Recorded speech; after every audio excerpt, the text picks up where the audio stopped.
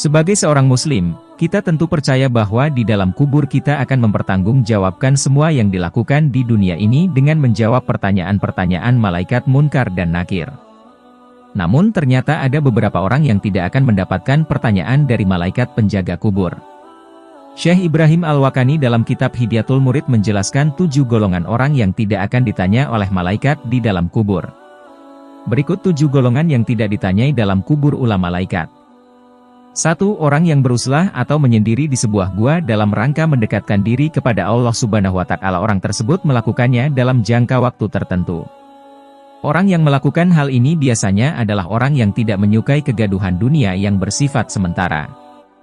2. Orang yang mati syahid dalam rangka mempertahankan keimanan dan ketakwaannya kepada Allah Subhanahu wa Ta'ala.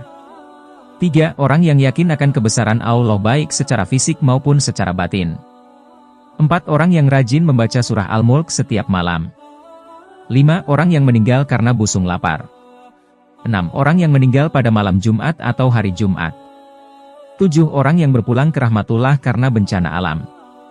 Namun tidak ada yang tahu apakah kita termasuk ke dalam 7 golongan tersebut atau tidak. Namun yang harus diwaspadai adalah setan yang mengaku Tuhan ketika si mayit ditanyai di dalam kubur. Imam At-Tirmidzi dalam Nawadirul Usyul sebagaimana dikutip Ibnu Hajar Al-Asqalani meriwayatkan dari Sufyan Ats-Tsauri. Ketika mayat ditanyai, malaikat Munkar dan Nakir, "Siapa Tuhanmu?" Setan langsung memperlihatkan dirinya pada mayat tersebut, dan menunjuk pada dirinya sambil berkata, "Mayat, saya ini Tuhanmu." Karena itu, terdapat keterangan mengenai doa komitmen keimanan untuk mayat ketika ditanyai malaikat di dalam kubur. Imam At-Tirmidzi meriwayatkan hadis dengan sanad yang syahih, dari Ammar bin Murrah yang mana para sahabat menyunahkan doa untuk mayat saat diletakkan ke dalam liang kubur. Berikut doanya. Allahumma aidzu minas syaithan. Artinya, ya Allah selamatkanlah dia dari setan. Itulah beberapa golongan yang tidak ditanyai di dalam kubur oleh malaikat Munkar dan Nakir. Jika tidak termasuk ke dalam 7 golongan tersebut, kita akan ditanyai tentang hal yang sudah kita lakukan selama hidup di dunia.